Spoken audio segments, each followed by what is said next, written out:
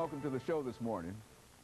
The topic this morning is the national ceasefire against gun violence, and we're fortunate enough to talk about the effort toward a national ceasefire against gun violence, Mr. EJordan, who is the president and CEO of an organization called Partners in the Struggle. And of course, with Mr. Jordan is Reverend Frank Stevenson.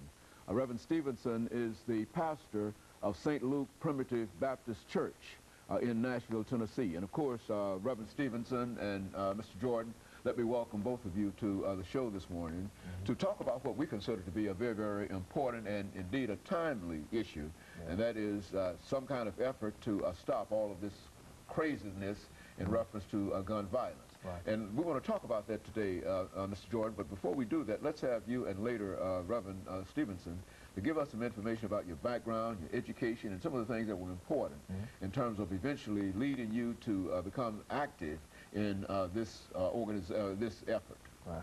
Well, first of all, Dr. Henry, I'd like to thank you for having Pastor Stevenson and I on your show. We're honored to be here to speak on behalf of the gun violence issue that's going on here in Nashville. My background starts with growing up in South Nashville, J.C. Napier Homes, learning a lot of good things coming out of public housing, what some people think that are very, very negative. I learned a lot of good things coming out of public housing. Went to the metro schools, went to McGavick High School, where I definitely graduated with Pastor Stevenson's brother, Ronnie. We call him Blue. That was his nickname in school. So we both have a similar background as far as knowing each other. Thus going into Partners in the Struggle. October 17th of 1995, there was a little girl by the name of EJordan Dixon who was murdered at the Hickory Hollow Mega Market. Same time, a month earlier, September 23rd, 1995, my daughter, Calicia, was born. And being a first-time father, I thought, what would I do if something like that was happening to my child? And so I think at that time, that's when God kind of manifested this seed inside my soul where he wanted me to be the voice for families whose loved ones have been murdered. And thus far, going in 2008, I'll be going into our 10th year of Partners in the Struggle. The voice for families whose loved ones have been murdered. We do what we can, talk to the parents, pray with the parents, do whatever we need to do to comfort the families. You see here I'm wearing a Virginia Tech jersey, basketball jersey. And as you know, earlier this year, we had 32 loved ones who lost their lives at Virginia Tech, and we also had another shooting this morning at Delaware State University. So this gun violence can happen at any time, right? And so we just want to kind of put it on a national level with the ceasefire, and we want to get anybody and everybody who's been affected by a murder due to gun violence to come out, represent themselves, represent their loved ones, and so we can really educate the issue what's going on in our city. Very good. And Reverend Stevenson. Thank you, Dr. Haney, and thank you for all that you do in our community, in our city. You are certainly a pioneer, and we are excited to have you as our trailblazer. I am a graduate of the University of Tennessee at Martin, where I did my undergraduate studies in political science. I have my master's degree from Murray State in Kentucky. I serve as the senior pastor of St. Luke Primitive Baptist Church, which is right in the heart of one of the highest crime areas in the city.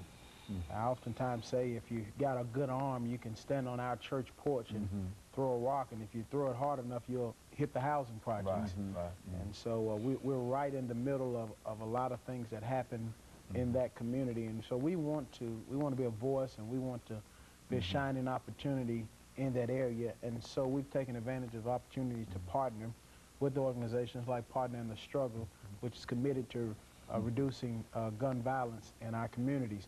And so I'm excited to be a part of this national effort to call for a ceasefire as it relates to this issue. We have seen too often too many of our young people who are dying too prematurely. And so we want to move the needle on this disparity in our community as it relates to gun violence. We recognize that gun violence it moves into a lot of areas, and so you can't look at it in silo, and so we're excited that you have challenged us to have this conversation here just today. And of course we'll have our first commercial break within the next 30 or 35 seconds, but I think that this is what we wanted to do, to assemble the two of you, and when we come back, We want, I guess, Brother Jordan to talk about something that we've talked about time and time again, the causes dealing with all of this violence. We know that whether we look back in the 10 or 15 years from now, I mean, back 10 or 15 years ago, we're still talking about basically some of the same causes and et cetera. And so we want to make sure that we do that again and therefore be able to at least lay the foundation for why we ought to have this ceasefire come. Of course, we'll be back with our audience following this very, very short commercial break.